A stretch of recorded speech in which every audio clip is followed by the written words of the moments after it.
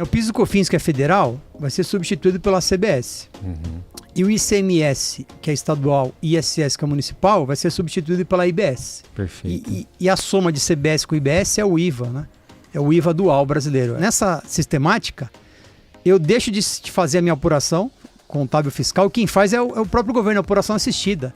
E você vai enxergar esse saldo em tempo real dentro do sistema do Split, que é um sistema que está sendo desenvolvido pela FEBRABAN. Que a FEBRABAN já domina os meios de pagamentos no Brasil, né, as informações. E a Receita Federal também tem alta tecnologia para documentos fiscais. É só juntar essas duas tecnologias em uma só e conciliar. Agora vamos para tiro, porrada e bomba, mano. Agora é... Vamos começar com o pé na porta. Pé na porta. Quem tá aqui de novo? Quem tá aqui de novo? Não, é de novo. Nosso amigo, irmão e parceiro, Daniel Silos. Aê, mano.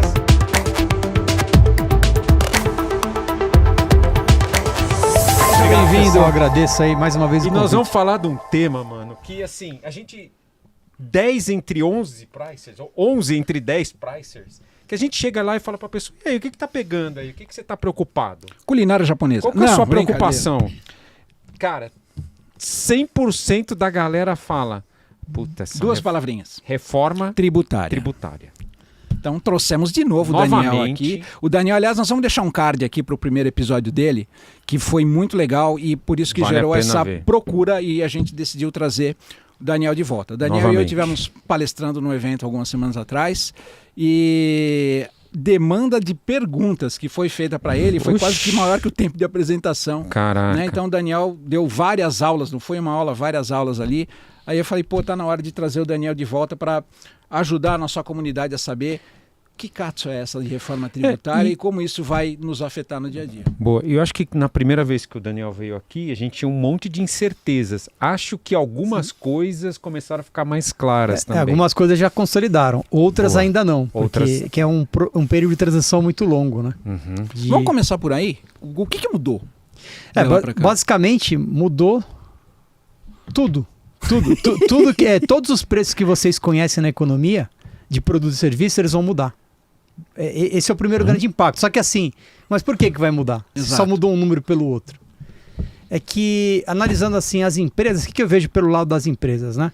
Um empresário novo, assim, que está começando agora um negócio, ele já entrou nessa regra de negócio. Então, não aprendeu a lidar com mudanças muito drásticas. E o empresário mais antigo, que teve diversas mudanças tributárias ao longo das décadas, né? Toda mudança tributária, por mais relevante que tenha sido no passado, era um problema específico da área contábil ou fiscal. Então, era um departamento, às vezes o jurídico, claro, também, mas era um problema que ficava de lado, assim, ó. Os nossos especialistas fiscais, contábeis e jurídicos vão resolver. Trancou o problema lá dentro. Agora não. Agora, basicamente, é um problema maior da área de operações estratégica do que da área contábil fiscal. E os empresários não perceberam ainda. A maioria, né? Lógico que sempre tem os mais atentos, né? Mas tem muitos aí que estão céticos. E será que eles estão céticos porque tem uma transição longa ou eles estão céticos porque eles não entenderam? Eles estão céticos porque não entenderam assim, a dinâmica, né? Eu até posso começar falando das 3 grandes mudanças. Boa. Tanto que na palestra que eu estava junto com o Wilson, né? Eu percebi que tinham empresas assim qualificadas, né, de porte médio e grande, e eles próprios que têm melhor acesso a informações estavam desatentos, assim. E no segmento deles teremos algumas janelas de precificação e isso vai impactar diretamente. Eu vou explicar também ao longo aqui do podcast quem ficar até o final. Não, mas vai todo mundo ficar, porque, cara, se perder já era. E nós vamos deixar fazer essa pergunta no fim, que é para você ficar mesmo, tá? Que é para você saber como que isso vai acabar afetando nos preços no dia a dia. Eu vou fazer um resumo rápido aqui, né? O PIS e COFINS, que é federal, vai ser substituído pela CBS. E o ICMS, que é estadual, e ISS, que é municipal, vai ser substituído pela IBS. Perfeito. E a soma de CBS com IBS é o IVA, né? É o IVA dual brasileiro. Inicialmente o IVA vai ser a soma de 2 impostos. Na verdade, PIS, COFINS, ICMS e ISS. Tá. Então, é o IVA que vai substituir, que são impostos do consumo, né? Tá. Tem o IPI que vai alíquota zero, né? E permanece aí com benefícios na Zona Franca de Manaus. E vai ter a entrada do imposto seletivo, que alguns produtos aí que fazem mal para a saúde e meio ambiente, bebidas, cigarros e outros mais que vão ser elencados ainda, né? Essa é a mudança, assim, um nome pelo outro. Matematicamente já tem uma mudança, tá? Qual que é a mudança? Se você pegar o PIS/COFINS para lucro real, que ele é 9,25. Imagina um produto que custa R$100. 9,25 dentro de R$100, a composição de margem, se você fizer 9,25 dividido por 90,75 por 9,25, dá 10,19. Certo. É um imposto por dentro. E o IVA é um imposto por fora. Se você pegar 12.800 e a alíquota de 28, você consegue claramente enxergar que 10 mil é o produto e 2.800, que seria 28, é a alíquota. Então, você vai ter um imposto dentro do preço, outro por fora, e eles estarão combinados até 2033. E na hora de aplicar o IVA, a aplicação do IVA é por fora, então? O IVA é por fora. O IVA vai estar separado do produto, né? Tá. Você consegue enxergar claramente que o imposto já não é mais invisível, né? Assim, invisível quando tem alguma mudança de alíquota, você não sabe muito bem por que aumentou aquele produto. Você vai enxergar separadamente o que seria IVA e o que seria produto. Então, ao invés de, por exemplo, hoje a gente tem que fazer o cálculo por dentro e por fora, né? Eu não faço mais o cálculo por dentro, eu só aplico o IVA ou não? Na verdade... O cálculo continua existindo, mas... O cálculo continua existindo, mas assim, esse cenário mais simplificado que você fala é só em 2033. 2033 para frente. Cara, tá aí. Por enquanto não.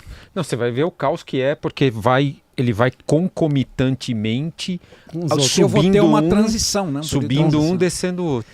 Na verdade, assim, até vou retomar o que eu tinha comentado aqui e ficou em aberto. Por que mudou muito a reforma tributária? São 3 critérios essenciais aqui que teve essa mudança. Primeiro, critério material. O que é materialidade? As empresas têm direito, as lucro real no caso, a tomar crédito de PIS/COFINS e em alguns casos ICMS de despesas que sejam essenciais e relevantes para o seu negócio. Então é um crédito limitado, né? E é uma legislação subjetiva que ela não é geral para qualquer ramo de atividade. Então alguma atividade é essencial, outra não é, tem discussões aí. Então o crédito é limitado. E a critério de materialidade novo é que o crédito é amplo. Toda despesa para produtos para revenda, uso e consumo da empresa, no caso, prestadores de serviço, por exemplo, vão dar direito a crédito. É cumulatividade, não cumulatividade ampla, né? Então, tudo vai dar crédito. Então, o primeiro problema aí é fazer uma análise de fornecedores, que nem todos eles darão crédito. Um outro critério que temos aqui da reforma, primeiro é material, né? Depois é temporal. O que é temporal? Hoje, quando uma empresa faz uma aquisição, uma compra, ela recebe um documento fiscal. Correto. E ali dentro eu tenho a possibilidade de determinar a minha alíquota, lógico que existe uma lei, né? Eu tomo crédito daquele imposto imediatamente. Independente se eu paguei, se o fornecedor não pagou, se a mercadoria não chegou, desde que ele se tenha vai chegar, a nota fiscal em mãos. Emitir uma nota fiscal contra a minha empresa hoje, hoje é dia 4, né? 4. Já entra no meu conta corrente tributário. E depois, quando eu faço a venda, né? Pode ser nesse mês ou no mês que vem, ou daqui a alguns meses, eu vou ter o imposto da saída, né? Eu uso crédito e débito e pago uma guia. Eu que apuro a minha obrigação. Eu e, juntamente, meu departamento contábil e o departamento fiscal. Aí qual que é a grande mudança? Nesse cenário atual, o governo ele toma inadimplência, porque muitas vezes o fornecedor não paga o imposto, até você mesmo não paga. E o governo, ele financia o caixa das empresas. O governo é como se fosse um banco que não cobra juros, porque eu posso até continuar operando, não pagar o imposto e depois tentar me beneficiar num parcelamento mais longo. E agora, nesse novo critério aqui, de temporal, né, nós vamos ter simultaneamente regime de caixa e competência, e o crédito vai ser financeiro. Como que funciona isso? Emitir um documento fiscal contra a minha empresa, tá? E ele vai estar vinculado a um arranjo de pagamento. Eu só vou conseguir colocar as mãos nesse crédito quando eu pagar o fornecedor, e esse crédito que eu paguei ao fornecedor, através da sistemática do split, estiver na conta do governo, vai aparecer para o meu conta corrente em D3, mais ou menos. Então, fazendo um paralelo, que nem a boa parte das empresas paga comissão de vendas, que eles só pagam a comissão para o cara quando o cliente paga a duplicata, vai funcionar mais ou menos assim? Eu só vou poder tomar crédito a partir do momento que eu receber o dinheiro? No momento que eu fizer o pagamento daquela aquisição, daquele serviço contratado, eu paguei, pumba, vou lá e me credito do imposto. Depois que eu pago, em D3. E se eu fizer uma compra, por exemplo, E quando eu for vender, né? Se eu vender em dinheiro, não vai ter débito. Exceto o varejo. O varejo vai ter uma alíquota média, né? Que a alíquota padrão vai ficar em torno de 28. A gente não sabe exatamente, mas vamos trabalhar com esse número 28, que é um número mais concreto. Aí o governo, para não ter falta de caixa, ele vai cobrar uma alíquota intermediária, uns 10% a 12%, não se sabe ainda quanto vai cobrar. Vendas à vista com meio de pagamento eletrônico, boleto ou cartão. Em dinheiro não vai ter essa cobrança. Pix também. O varejo, mas uma empresa B2B, ela toma na saída 28 imediato. Agora, se ela vende parcelado, o que acontece? Eu vendi em 12 vezes, por exemplo. Na primeira parcela que eu receber, vai descontar, vamos supor, uma parcela de R$10 e a compra toda é R$100. Você vai pegar 28 de 10, que dá R$2,80, eu já vou... Vai ser descontado. Eu não recebo os R$10 integral. Recebo 10 menos R$2,80. E quando vencer minha apuração do dia 25 do mês subsequente, que vou receber a segunda parcela provavelmente, já vai debitar tudo. Já vai debitar tudo. Já na saída, já vou ter que, como eu já vendi, mas não recebi ainda, vou ter que conciliar no meu conta corrente ali o débito. Então, no primeiro momento é só uma parcela, da segunda parcela em diante já é o imposto todo. É o imposto todo. Tá. E qual que é a lógica disso? Por exemplo, nessa sistemática, eu deixo de fazer a minha apuração contábil fiscal, quem faz é o próprio governo, a apuração assistida. E você vai enxergar esse saldo em tempo real dentro do sistema do Split, que é um sistema que está sendo desenvolvido pela FEBRABAN, que a FEBRABAN já domina os meios de pagamentos no Brasil, né, as informações. E a Receita Federal também tem alta tecnologia para documentos fiscais. É só juntar essas duas tecnologias em uma só e conciliar. Então o que acontece? O governo tem aspectos bons, muito bons da reforma, tem aspectos negativos, né? Posso até falar dos dois. Agora, o governo deixa de ser banco, né? O governo também não toma inadimplência, porque se você comprar e ele não pagar, você não toma o crédito. E um outro detalhe, as próprias empresas, quem está no meio da cadeia produtiva, vai se organizar porque você quer que o outro pague o empréstimo, pague o imposto. Senão o 28 é muito alto. Então o próprio mercado vai se regular para evitar a sonegação. Vai diminuir drasticamente a sonegação fiscal no Brasil de empresa que não paga o imposto porque é empresa de laranja, emite nota fria, comprar meia nota, essa situação. Ele acaba com a inadimplência e o crédito é financeiro. Então, normalmente, os planejamentos, né, o financeiro era mais controlado. O banco era o teu governo a juros zero. Então, você financiava a tua operação como um todo. Agora, esse caixa vai ser altamente impactado na sua companhia. E teve casos que a gente analisou aqui na auditoria, que tem empresas que tiveram redução de carga tributária de 5%, por exemplo, mas o ciclo financeiro, o NCG, necessidade de capital de giro, aumentou 150%. Caramba. E às vezes, por exemplo, uma grande companhia, esse número pode chegar a 100 milhões, 150 milhões de reais. Ninguém tem esse dinheiro do dia para a noite, por maior que seja uma companhia, né? Agora, a terceira mudança relevante é a tributação no destino. Que agora a alíquota do IVA ela vai ser determinada pelo destino do comprador.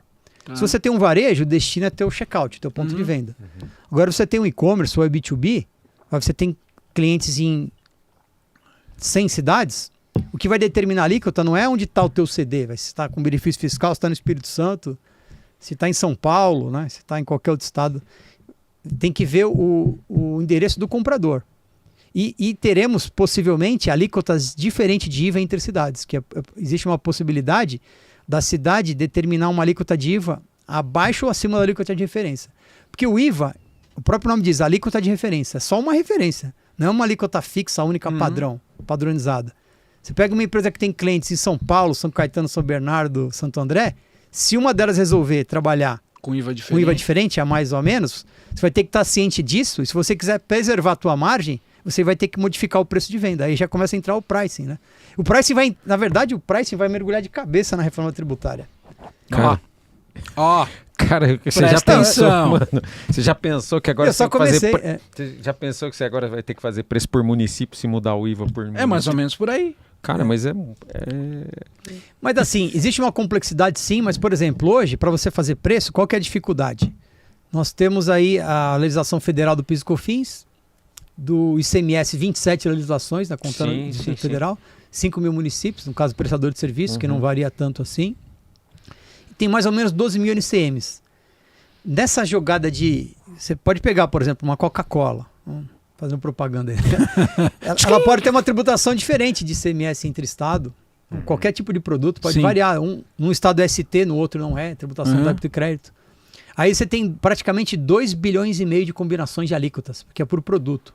Agora, como o IVA é padronizado de acordo com a atividade, vai cesta básica isento, locações 70%, alíquota cheia 28%, facilita um pouco no sentido de o número de combinações possíveis. Se você considerar os 5.500 municípios do Brasil, se todas trabalhassem diferente, que vai ser impossível, improvável, teríamos 33 mil combinações. Cara, eu estava pensando no que você está falando aqui e no que você falou. Você falou, será que eu tenho que ter uma tabela para cada município? Eu ia falar, não necessariamente depende do sistema. E aí, eu pergunto para você, cara, você acha, você que está tendo contato com as empresas e tudo mais, né? Como que as empresas, se é que elas estão, se preparando para a reforma tributária, principalmente em termos de sistema? Porque da maneira que ele está falando, toda a estrutura fiscal que eu tenho hoje vai cair. Né? Vai cair na transição. O cara vai ter que customizar o sistema dele para atender a nova realidade. E como que você acha que isso está rolando no Brasil? Então, vamos por partes, né? Existem os impactos imediatos. Quais são os impactos imediatos? Primeiro, tecnologia, TI, né?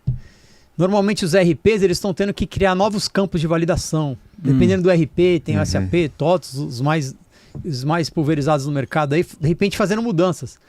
100 novas validações, 150, para se adaptar, inclusive com o documento fiscal que já está sendo utilizado em ambiente teste agora, em outubro, que os novos campos de nota, que vai ter que estar considerando CBS e IBS, que antes não tinha documento fiscal, né? Só PIS, COFINS, e ele vai ter que demonstrar isso em separado na nota. Isso, vai ter que ser mostrado separado, né? E o ambiente teste do IVA, né? Que ele já começa em janeiro de 26, dia 1º. Agora.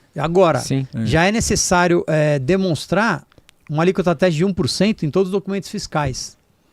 Então, o teu sistema tem que estar pronto para fazer isso, mas... Entregar a obrigação acessória também, porque vai ter o documento fiscal novo e uma obrigação acessória que você vai ter que informar para o governo federal quanto seria a alíquota, quanto que é 1% da sua nota fiscal de saída, né? Das suas vendas. E essa informação não vai ser utilizada para que você recolha uma guia de IVA. É só para mensuração de base, né? O governo vai mensurar quanto que as empresas estão faturando para ela poder verificar qual que seria o valor de IVA necessário para pagar suas próprias contas, né? Para meio que estimar uma base, mensuração de base. É lógico. E tem na legislação aí da lei da reforma tributária, também informa que se a empresa não entrega obrigação acessória, que ela pode... Hoje em dia é comum acontecer em empresas médias pequenas, entregar atrasado, entregar em branco, entregar tudo errado. Quem não entregar a obrigação acessória, que é o registro de obrigação de consumo, ele vai recolher o IVA de 1%. Ele vai pagar efetivamente. Vai pagar 1% efetivamente. Mas tem uma pegadinha aí no preço de venda já agora. Falando de impacto imediato, né? Temos que ir na linha do tempo. Vai lá. Quando o projeto de emenda constitucional saiu da Câmara, ele considerava que o IVA não entraria na base de cálculo de nenhum imposto, nem o ICMS. Aí esse projeto foi para o Senado e foi aprovado, teve algumas alterações, mas esse ponto específico foi validado. Quando essa proposta voltou para a Câmara, para implementação, né, eles fizeram uma alteração na redação do texto. Eles consideraram que foi um ajuste redacional. Qual que é a alteração? Que o IVA vai compor a base de cálculo do ICMS. Então tem um vício legislativo aí, né, que pode gerar uma demanda muito grande de ações, porque deveria ter voltado para o Senado. Não foi um ajuste de redação. Na verdade, ajustou a redação, mas teve um aumento indireto de imposto. Então, todas as empresas que têm ICMS na sua operação, elas têm que entender que a partir de janeiro, quando você destaca o valor da mercadoria ou do serviço na nota fiscal, aquele 1% ele entra na base de cálculo do ICMS. Então, dando um exemplo aqui. Um produto de R$100 com ICMS 18. Então, o ICMS é 18. 18% de 100 é 18. Quanto que é 18% de 101? Que é um via por fora, é R$18,18. Então, o preço de venda, para manutenção de margem, vai ter impacto no preço de venda, deveria ser 100,18. Exato. Deveria, né? Para preservar a margem. Mas a maioria não está atento quanto a isso. Lógico que as grandes companhias estão sim. Né? Mas sabe que eu tinha entendido que não ia entrar, sabia? Não, mas não entra para recolher o próprio IVA. O IVA não será recolhido. Tá. Mas Só o fato de ele estar na base de cálculo do ICMS, ele gera um acréscimo de ICMS. Que a mercadoria, o ICMS compõe custo? Não, então... eu entendi. É meio que um imposto sobre imposto? Essas bases de cálculos confusas que você vai ter que lidar com os dois sistemas, né?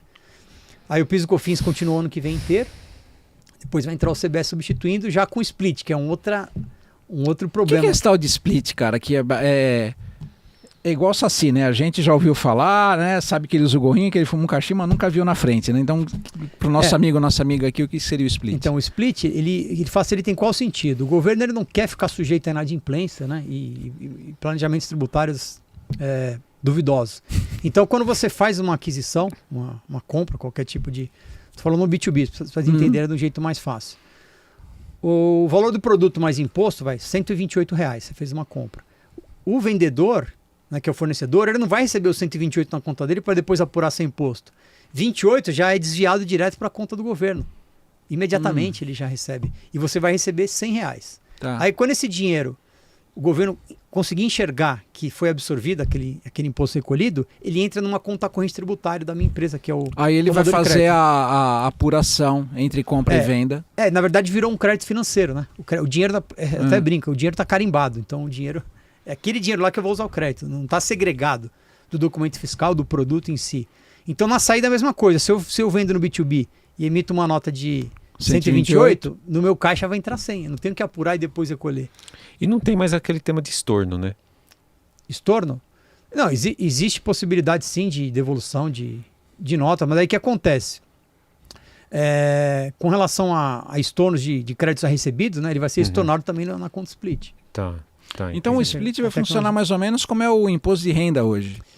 O split ele vai funcionar, na verdade, como um crédito financeiro. Em todas as aquisições, né, de produtos e serviços entre empresas, e até no caso o consumidor final ele não toma crédito, né, mas ele tem um impacto, na verdade, quem está vendendo para ele, que é o fim de cadeia.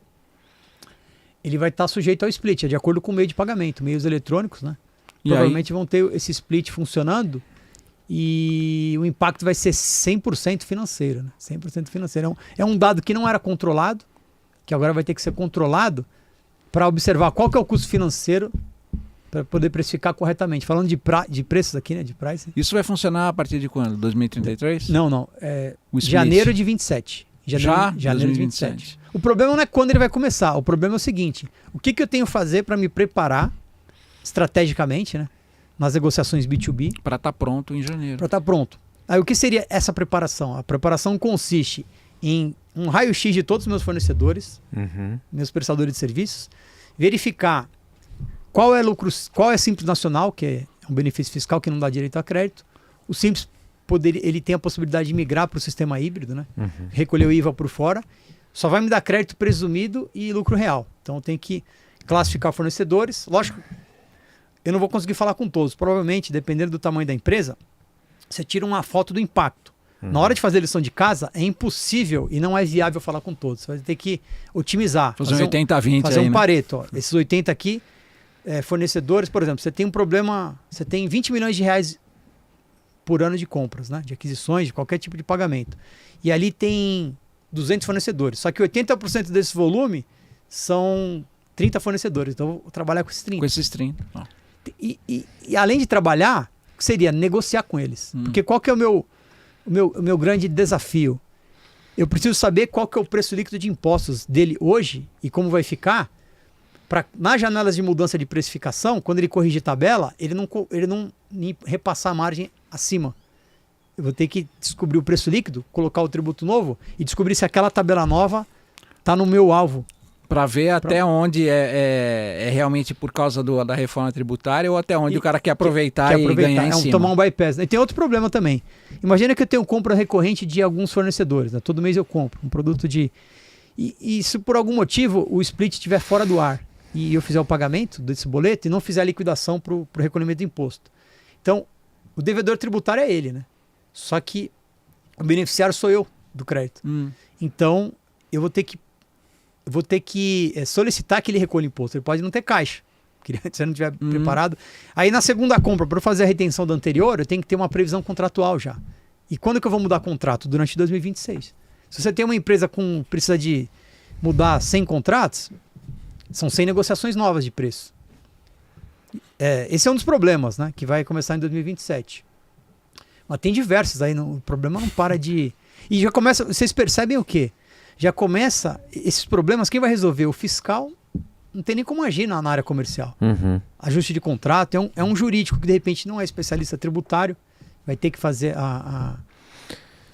Você falou em 2026, que estamos a 3 meses de 2026. Não, outubro, novembro, menos de 3 meses. Menos de 3 meses de 2026, você já tem que aumentar o preço, cara. Exato. Porque tem 1% na conta que a galera... Pra ele. No final das contas... Se você quiser preservar sua margem. 0,18, né? Não, 0,18. 1% na base. Se vai ser uma questão estratégica, é claro, de decisão executiva, mas se eu quiser manter a minha margem que eu tenho hoje, eu vou precisar aumentar esse percentual no meu preço. Vai ter que aumentar. E se for possível, né? Cross the board, né? Tem a questão da elasticidade, né? Que vocês falam muito aqui. Que a área tributária também não, de repente, está muito fora. Então, assim, até os tributaristas têm que entender um pouco das áreas estratégicas e operacionais das companhias. Né? Eu acho que estrategicamente, aí pensando, né, tentando concatenar aqui o tico e o teco, né? Não é uma tarefa de fulano ou de cicrano. Isso vai ser uma tarefa multifuncional, onde certeza. Cada um vai ter que entrar com a sua expertise para falar, olha, analisando o impacto em conjunto, nós vamos tomar essa estratégia para esse grupo de clientes, aquela estratégia para aquele grupo de clientes, entendendo os conceitos aí da elasticidade, da região, como você mencionou, os diferentes percentuais, né? Porque cada município pode ter um percentual diferente. Então não adianta... o que eu quero dizer, não adianta um departamento ficar achando que é do outro e gera aquele efeito deixa que eu deixo, vai chegar 1 de janeiro, tá todo mundo, né, com a panelinha na mão, mas eu acho que já é o momento de começar a ter uma discussão adulta, né, das áreas envolvidas, comercial inclusive, né, comercial foi uma parte importante dessa discussão, pricing, RGM, tributário, jurídico, contabilidade, né? Financeiro. Tesouraria. Tem que ter. Eu acho que deveria criar um comitê, uma sugestão aqui para você, criar um comitê para esse tipo de discussão, para que a gente possa tomar ações rápidas para estar preparado para 1º de janeiro. No final do podcast eu vou falar como recado o que a empresa precisa fazer. Então, se o empresário ficar até o final, vai adiantar lá, ele vai ver. Isso aí. Ele tem que ficar até o final. E o Daniel vai dar a palavra-chave para você poder ganhar esse livro aqui, hein? Fica aí até o final. E só para ajudar a audiência, assim, o que eu vou explicar depois é bom entender. O PIS e COFINS ele fica até o final do ano que vem, substituído pelo CBS. Tá. Então, vai ter uma mudança agora no preço de venda. O ano que vem, de 26 para 27, muda CBS por IBS e o CBS já entra com o split. De 27 para 28 não muda nada. Então é bom ter um ano de respiro. No final do ano não tem nada. E em 27 também entra o imposto seletivo, que vai entrar como custo direto. Aí em 29... 27 para 28 não muda nada. A próxima janela de precificação, guardem essa palavra-chave. Janela de precificação é um período crítico de risco para as empresas. Então, a primeira é 27. A primeira é agora. 26. Já tem uma janela de precificação, já tem um desafio. É o 0,18. Já tem um desafio. Então vai ter outro desafio de 26 para 27. 27 para 28 não tem. 28 para 29, qual que é o primeiro desafio? O ICMS sai de cena, ele perde 10% da capacidade dele. E entra 10% do IBS. Aí no ano seguinte é só de 10 em 10. 90, 80, 70, 60. E o 60 fica até 2032. Então se é 60, quanto falta? 40. 2032 vai entrando gradativamente. Um ganha 10, outro perde 10. De forma sincronizada, né? E toda a janela de precificação tem uma pegadinha, porque teremos o fim da ST e do monofásico. Então já tem uma pegadinha em 26 para 27. E com o fim da substituição tributária, toda a janela de precificação tem uma pegadinha para distribuidores, para varejistas também. Eu ia te perguntar isso. Quem atua, a gente tem várias empresas, vários segmentos que atuam com distribuidores, né? Seja ele multimarca, seja ele monomarca, seja as mais variadas. E aí, o que acontece com a cadeia? Porque a gente está falando muito de indústria, mas e o distribuidor? A cadeia é o seguinte, como para a indústria favorece ter uma cadeia produtiva do tamanho que nós conhecemos hoje, por questões de logística e por questões da ST e do monofásico, né? Que é uma forma também de ela esconder preço quando ela dá bonificação, que a bonificação inclusive vai ser tributada no IVA, né? Então, com o fim da ST do monofásico, para a indústria, para alguns produtos, não todos eles, que alguns têm umas questões de limitações logísticas, vai ser interessante a redução da cadeia produtiva. Então a gente chama de fim de intermediários. Hoje nós temos diversos intermediários. Imagina uma cadeia produtiva mais longa. Saiu da agricultura, um algodão, produziu um tecido, transformou, distribuidor, varejo, consumidor final, e-commerce, sei lá, tem uma cadeia mais longa, né? Então, provavelmente a indústria vai querer ultrapassar o meio de cadeia que é distribuidor. Então, praticamente, todo meio de cadeia está em risco. E todo fim de cadeia que é simples nacional está em risco também. Toda transportadora. O risco é o seguinte, o risco de ele sumir, de não precisar mais dele. Porque se eu tiver vários intermediários, eu não tenho mais ST monofásico, se eu conseguir acessar o varejo direto sem precisar do distribuidor, eu vou fazer. Porque se eu tiver um distribuidor no meio, ele vai ter as margens dele, vai ter entrega. Então, praticamente, existe a inflação tributária, né? Que o impacto tributário ele vai gerar inflação em alguns itens e deflação em outros. É só pegando esse gancho do distribuidor. Muitas empresas elas têm o distribuidor justamente para aumentar a capilaridade delas num país gigante que nem o nosso, né? Sim. Então, numa empresa que ela tem o distribuidor, vamos chamar de distribuidor parceiro, né, que é esses caras que são responsáveis pela capilaridade, para distribuir, né? Como que ela deveria se preparar para que possa remunerar a cadeia, mas que também possa dar sequência nessa implementação da reforma? Ela tem que entender se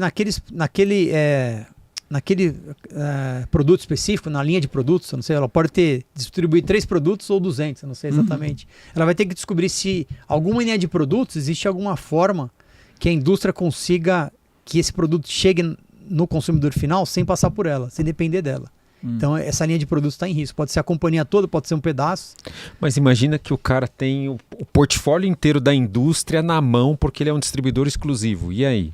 Então, se a indústria tiver condições de não depender tanto assim do distribuidor, ela pode concorrer com ele, por algum motivo. E se não puder? Se não puder, o distribuidor ele continua no meio da cadeia, né? Mas tem que ver qual vai ser o reflexo de preço daquela linha de produtos, porque sabe que a renda do brasileiro é limitada, né? Tem países aí por exemplo, Suíça, que você tem mudança tributária, você só faz uma conta matemática ali e repassa preço. Lógico que tem elasticidade também lá, mas aqui as limitações são... A demanda é o desejo de comprar, né? Eu demando algo, eu gostaria, mas não vou conseguir. Então, num país continental de população que predomina a renda baixa, né? Então, isso aí significa aumento de fome e miséria. Tá, o que você está me dizendo é que se eu tenho uma cadeia de distribuidor parceiro, né? Que é esse distribuidor exclusivo que o César falou, eu vou precisar ter esse repasse do imposto devido, né? E aí eu posso eventualmente não ficar competitivo, talvez. Porque assim... Porque eu vou ter que aumentar o preço lá na frente. né? Porque quando a indústria ela tem o ST e o monofásico, ela já recolhe o tributo todo da cadeia. Os intermediários não precisam se preocupar com o imposto. Perfeito. Agora não, todos vão precisar se preocupar com o imposto. O distribuidor vai ter que recolher imposto também. Vai, porque ele vai comprar, vai precisar do crédito, ele vai vender. E aí vai funcionar da mesma maneira, imaginando da maneira que é hoje. Aquela história é quando ele compra, ele segura e quando ele vende, ele paga, né? Mais ou menos assim. Quando ele compra, já retém de Vai reter. Vai reter assim, por sorte dele, porque se a empresa tiver o split fora do ar ou tiver em RJ, por algum motivo não liquidar, ele não pode simplesmente ir lá e reter na outra compra. Só se tiver estabelecido em contrato. E se estiver fora do ar, o que acontece? Então, normalmente o sistema da Receita, né? Por questão de volume de dados, de transações, época de imposto de renda, às vezes dá algum problema de sair do ar, né? Só que assim, o sair do ar agora vai impactar no momento que eu estou pagando. Quantos documentos fiscais junto com o boleto são pagos por segundo no Brasil? Ele não entra pensando de maneira TV a cabo, né? A partir do momento que voltou a energia, a internet volta para o ar. Então, quando ele conectar de novo... Se voltar, sim, porque o split tem um split manual, tem um split inteligente e um split super inteligente, né? Agora, não basta ter um, tem 3. Não, mas assim, ele vai entrar de forma faseada, né? Eu vi o pessoal da Febraban comentando sobre a questão do sistema, né? Por isso que na lei está previsto que o adquirente, eu posso, inclusive, recolher o tributo do fornecedor antes de pagar ele.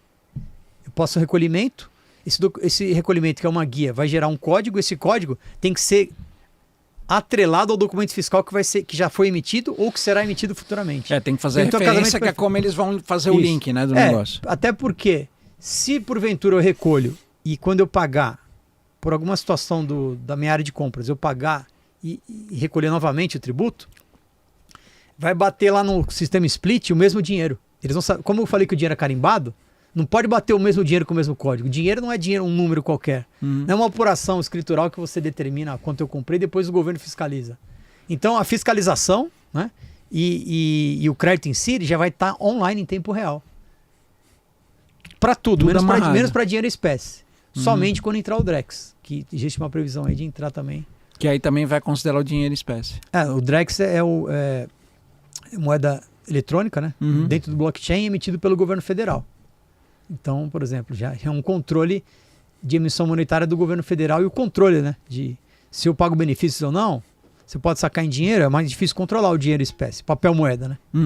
Agora, dentro de um sistema que é o blockchain, você consegue saber qual o caminho do dinheiro. Porque ele tem rastreabilidade. Tem rastreabilidade, tem mais controle, estabilidade.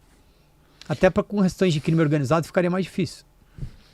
Caraca, cara, eu já tô estressado. Não, mas nem começou. Tá 30% dos problemas. Aqui quando entrar em 29 vai ter outros. Tá, eu queria só te fazer Nós vamos ter que chamar ele, eu acho que uma vez por mês, cara. Isso é brincadeira.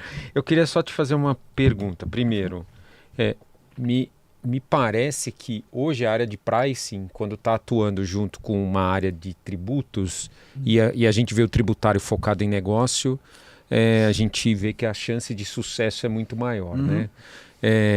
Aumenta a responsabilidade ainda mais da área de precificação? Claro, a área de precificação ela pode salvar uma empresa ou pode quebrar uma empresa. Presta atenção. E um detalhe, o tributário, que hoje é super importante, porque como é uma lógica difícil, né? Com impostos federais, estaduais, guerra fiscal, você produz um produto no interior do Rio Grande do Sul, um vinho, vai para o Espírito Santo, viaja de caminhão, para sair com ICMS zero para algum consumidor final em Porto Alegre comprar a garrafa e beber, né? Estava ali perto, viajou. Então existe um tabuleiro tributário para jogar o jogo empresarial. A partir de 33 não haverá mais esse tabuleiro tributário. O tributário e financeiro eles vão se unificar. As empresas precisarão ser eficientes no seu negócio, na sua qualidade, no seu preço, por exemplo. O preço é valor, né? Vocês sabem aqui, muito mais do que eu, que preço é o valor que você entrega, né? Quanto mais ele pode pagar, é o preço perfeito, né? O pricing é a estratégia do preço perfeito, estratégia de preço perfeita, né? Não um preço de forma isolada. Então a gente pode falar que, cara, todos os preços vão ser... com essas mudanças que eu falei... Majorados. Principalmente, não majorar. Impactados. Na verdade, impactados, porque majorar vai depender da eficiência da cadeia produtiva. Porque assim, hoje, uma empresa para fazer um planejamento é um tabuleiro estratégico, tributário, né? Então ela define uma estratégia tributária e monta um negócio e nem olha para a cadeia produtiva. Agora, eu sou interdependente na minha cadeia, então eu dependo da cadeia produtiva. Se o fornecedor A for ineficiente nas aquisições, ele vai vir com um custo, um CMV maior. Eu vou comprar e vou ter que repassar, eu vou ter que substituir o fornecedor. Como que eu vou negociar com ele? É um cabo de guerra, né? Então eu tenho que enxergar os preços líquidos. Então só essa mudança de materialidade, temporalidade e destino, né? Ele já desbalanceou os preços da economia. A gente chama de alavancas de impacto. Então, os preços que a gente conhece não serão mais os mesmos. Então, o que o pricing vai ter uma dificuldade? O pricing ele faz diversas análises. Ele faz análise de preços de concorrência, né? Ele faz análise de CMV, custo fixo, custo variável. Ele faz análise de sensibilidade, que é elasticidade. Eu estava falando sensibilidade porque quem não é do pricing, você fala elasticidade, o empresário às vezes fica meio... inelástico, elástico, vocês sabem. Mas é bom falar, às vezes, a linguagem do... Sensibilidade a preço. Sensível ou não. Então, isso mudou tudo. Por quê? A base histórica é uma. Então, o comportamento de um exercício vai ser totalmente diferente na janela de precificação. Vou dar um exemplo de uma janela mais agressiva. A janela de precificação de 28 para 29. O que vai acontecer? É o último ano que vai ter o ST. Então, imagina um distribuidor que comprou um produto de uma indústria em dezembro. Então, ele comprou o produto carregado de IST, da cadeia toda. Então, quando ele vender em janeiro, ou fevereiro ou março, não deveria considerar tributação. Só que vai entrar 10% do IBS tributando um produto que já foi tributado pelo ICMS. Então, acontece, ele pagou de novo. Ele vai poder receber, com certeza. Só que o governo vai ter um prazo de uns 12 meses para devolver. Então, quando eu falo em prazo, É um fluxo de caixa mais longo. Quer dizer, você está mexendo no fluxo então, de caixa. Então o que acontece? Dele. Todo ano, na janela de precificação, a indústria quer vender para bater meta e todo ano o distribuidor não vai querer comprar. Ninguém quer ficar estocado, porque do ano para o outro vai ser um impacto financeiro alto. Porque nós estamos com a Selic a 15, né? Estados Unidos 4,25, 4,5, baixou 0,25. Estamos no meio de uma crise mundial. Infelizmente, a reforma chegou para, de repente, melhorar alguns aspectos, né? O que ela não melhora é o número em si, porque o 28 é muito alto, comparativamente. Mas é 28 porque o Brasil ele tem um déficit fiscal alto, né? E ele não tem uma curva de controle. A curva está de subida. Então, é um momento crítico da economia mundial com uma reforma tributária, porque assim, esse nome confunde. Não é reforma tributária, é reforma de negócio. Porque na hora de formar elenco, né? Imagina um produtor, vou formar elenco. Quem que vai atuar? Não é o fiscal e tributário. Às vezes eles nem vão atuar muito, sabe por quê?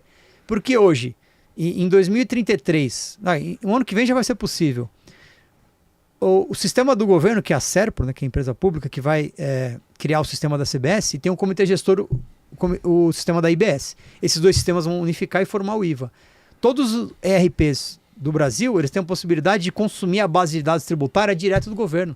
Então não vai ter dificuldade de saber qual que é a alíquota de determinado produto. É só eu conectar meu ERP com a base de dados pública. Então o fiscal, qual o trabalho que ele vai ter? Assim, de saber carga tributária. E outra, eu sou compras, né? Hoje eu faço um estudo tributário complexo para saber de onde eu compro. Às vezes a mercadoria viaja. Então não vai ter mais dessa lógica. A lógica é o quê? Vai fazer mais sentido eu ter CD ou distribuição muito próximo do mapa de calor de quem compra. E quem compra? Centro do Brasil é São Paulo. Daqui começa a expandir o raio, né? E tem um outro problema grave que, falando de números, né? Que envolvem o setor de logística, as transportadoras. Por quê? Não sei se vocês estão a par do número exato aqui, que aqui não é um podcast tributário, né? Mas o PIS e COFINS para lucro real é 9,25. E eu tomo crédito na entrada. A PIS e COFINS para o lucro presumido é 3,65. Então são números diferentes. Um é 3, outro é 9. Quando eles entrarem no IVA, os dois serão 28. Então imagina o seguinte, eu tenho uma transportadora que tem uma fatura de 10 mil reais. E ela tem 3,65 de... presumido, transportador presumido de PIS e COFINS, tem ISS lá, e vai chegar um preço líquido de tributos de 9.300, 9.400. A lucro real, a transportadora, ela concorre com essa mesma presumido, né? Só que ela tem 9,25, então o preço líquido de impostos é 9.075, mais ou menos, conhece, é menor. Então quando as duas, elas trabalham com um preço de frete meio que tabelado em margens parecidas. Quando as duas companhias incidirem o IVA na sua operação, que é 28, o que vai acontecer com o preço de venda da transportadora presumida? Vai estar maior que a do real. Vai prejudicar a margem. Ele não consegue. Então, se eu sou um contratante de serviço, eu vou olhar no mercado, é capaz que a tabela que a conta não feche para transportadora presumido. Ela não fecha numericamente, se ela for presumida e é do real. E se for do Simples, nem se fala. É um outro desastre. Porque o Simples só dá direito de crédito do IVA, que está ali dentro, que é 1 e pouco. Eu não falei que as mercadorias param de viajar? Sim, não é mais sim. CVC. É menos viagens, menos frete. Então o que acontece? A capacidade instalada de frota de caminhões no Brasil, parte dela vai ficar obsoleta. E vai faltar investimento vai faltar capex para investimento. E o que eu vejo como economista também, né? Eu sou tributarista e economista. Eu imagino que um número de transportadoras do Brasil vão quebrar. Vão quebrar por não ter preço, não ter margem e não vai ter necessidade do frete. Elas vão baixar muito o frete para concorrer com as melhores, vão trabalhar no prejuízo, vão quebrar. Eu creio que as empresas mais capitalizadas vão comprar pequenas empresas a preço de banana, né? Caramba, velho. Jesus. Enfim, fazer a pergunta, uma das perguntas que chegaram pra gente lá na caixinha, uma pergunta que o americano chama de candid, né? Aquela pergunta sincera, honesta. A reforma tributária deveria vir para simplificar. E o cara fala, mas eu estou ouvindo tanta coisa que parece que a reforma vai complicar. E aí a pergunta eu entendo que isso é uma pergunta de alguém que é totalmente leigo no negócio, mas de que forma a gente poderia sintetizar o benefício que isso vai ter no final das contas? Assim, ela simplifica assim, só que você vê que é uma regra de negócios e a nova é totalmente diferente. Totalmente. Tanto que muda a alavanca de impacto de preços, né? Então não teria como mudar de um ano para o outro. Acho que seria impossível mudar de um ano para o outro. Precisa desse cenário de transição grande, né? Tá 10 anos aqui, se adaptar, né? Ela vai simplificar sim. Com o split, ela evita muito da sonegação, porque tem empresários que às vezes eles competem com empresas que sonegam e conseguem burlar. E fica desleal a concorrência. Fica desleal a concorrência, né? Então, acabou o benefício também, né? Benefício fiscal acabou, né? Só a Zona Franca de Manaus. Só a Zona Franca de Manaus. E, por exemplo, muitos me perguntam, e o Simples? O Simples, na verdade, não é um regime tributário. O Simples Nacional é um benefício fiscal, ele vai ser mantido também. Só que se a empresa participante do Simples estiver no meio de cadeia, ela não vai dar crédito pro fornecedor dela. Na verdade, para o cliente dela, né? Não vai dar crédito. Então, ela vai ser forçada a mudar talvez para o híbrido, ou para o presumido, ou para o real. E se ela for fim de cadeia, por exemplo, o que é fim de cadeia? Ela comprou de um distribuidor e vai vender para o consumidor final. Vou dar um exemplo. Supermercado de bairro normalmente é lucro real, e uma padaria de bairro normalmente é simples, porque eles não emitem muitas notas na saída, né? Então, imagina que ele está concorrendo ali. Tem produtos de mercearia. E o CMV do mercado ele vai ser 28% menor. Porque eu vou tomar o crédito de 28% ali. Então é crédito para mim. E da padaria, ela não vai ter crédito. Então, como é que um degrau de 28 ou 30, talvez, que é um número ela alto, consiga depois colocar um preço de venda competitivo? A gente sabe que nas padarias e conveniências de postos, o preço da mercadoria é um pouco maior, né? Inclusive bares e restaurantes também, né? Pelo ambiente, tudo. Mas ele não pode ser tão maior com um degrau de 30%. E ela, quando a padaria for vender, no dinheiro ela pode não emitir nota. Agora, no cartão, no Pix, o governo já vai debitar o split ali 10% ou 12%. Ela vai tomar uma facadinha ali. Então ela não está acostumada com isso. Então o que acontece? Ela é um fim de cadeia. E se eu sou por exemplo, distribuidor de material de construção, e eu sou fim de cadeia, provavelmente meu produto vai ficar mais caro na ponta. Então eu sou uma indústria, eu fabrico, sei lá, tubos e conexões. Eu quero que aumente muito o meu preço para pararem de comprar? Entendeu? Ele vai estratégica. Então vou ter que voltar provavelmente para manter aquele preço que eu tinha antes, vou ter que ajustar a margem da cadeia inteira. Da cadeia, quem for mais eficiente, né? Qual que é o segredo? Estar na frente do concorrente, né? E estar também com a estratégia mais alinhada e com a equipe alinhada. Caramba.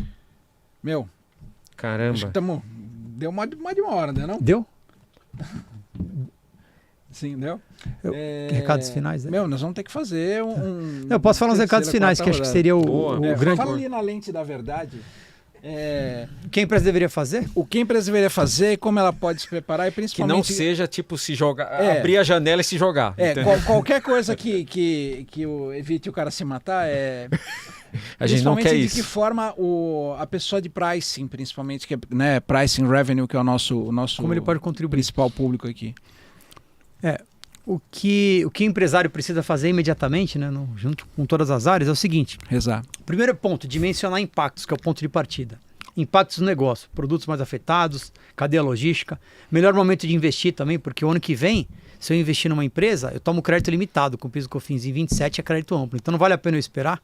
Então, dimensionar impactos. Segundo ponto, workshop e treinamentos constantes para toda a equipe, né? Então todos têm que estar alinhados com essa lógica tributária. Quem vai atuar no dia a dia, no jogo, não é o fiscal que vai comprar. Não é o fiscal que vai vender, né? Então, workshop e treinamento. Terceiro lugar, processos críticos. Porque como eu falei, hoje eu vou ter que conciliar meu caixa financeiro, né? Não importa se o fornecedor tem CND ou não, importa se ele pagou aquele tributo ou não. Então vai ter novos processos críticos de conciliação, tem que mapear isso.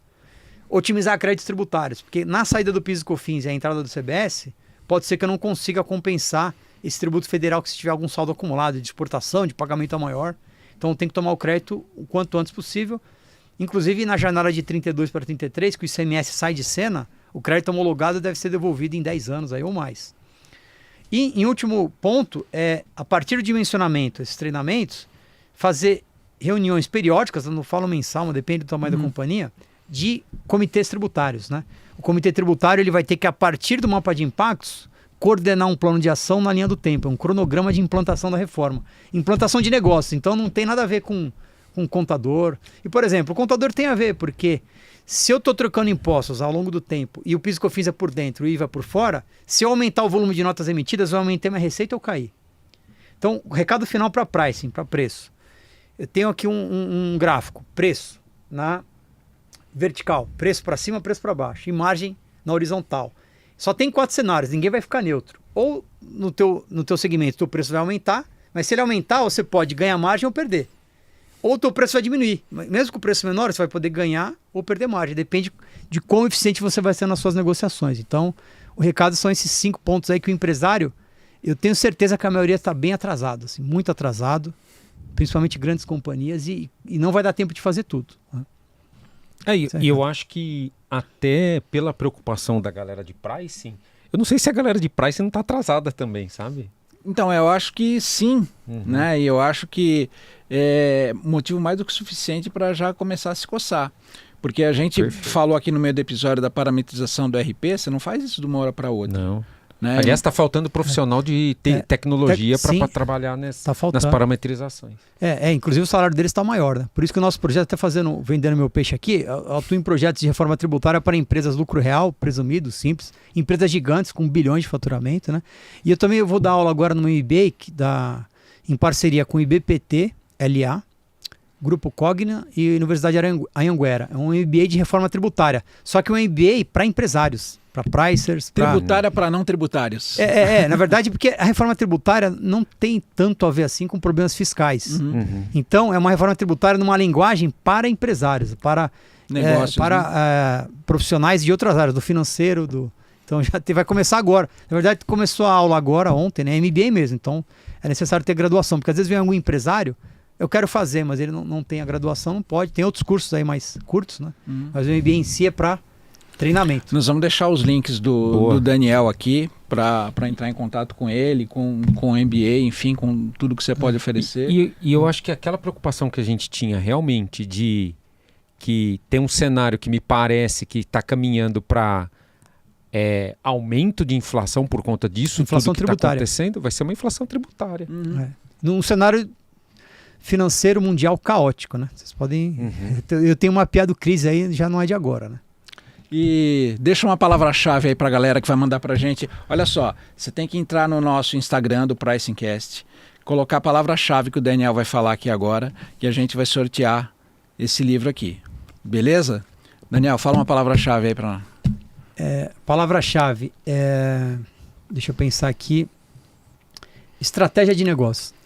Boa. Estratégia de negócios. Então vai lá na nossa caixinha do Instagram, escreve estratégia de negócios e aí a gente vai fazer um sorteio com os respondentes para sortear esse livro aqui que tem a participação do nosso querido Fábio Pinheiro e você vai poder acessar aqui o QR Code, né, para poder fazer parte da pesquisa de sensibilidade a preço que vai te ajudar a entender o teu momento de precificação na empresa. Caraca. Daniel, caraca, muito obrigado. Que aula, mano. Obrigadão, de verdade. Sensacional. Uau. E o que o nosso amigo tem que fazer depois dessa aula aqui? Fala Jesus amado, se você não compartilhar, não der clique, não mandar pra galera, não fizer tudo aquilo que a gente fala pro algoritmo trabalhar pra nós, que nós vamos chamar o algoritmo um dia, vai sentar aqui pra nós amassar ele. Padeiro, tanto que a gente fala conta de padeiro aqui. E cara, sim... Agradecer o Daniel imensamente pela participação.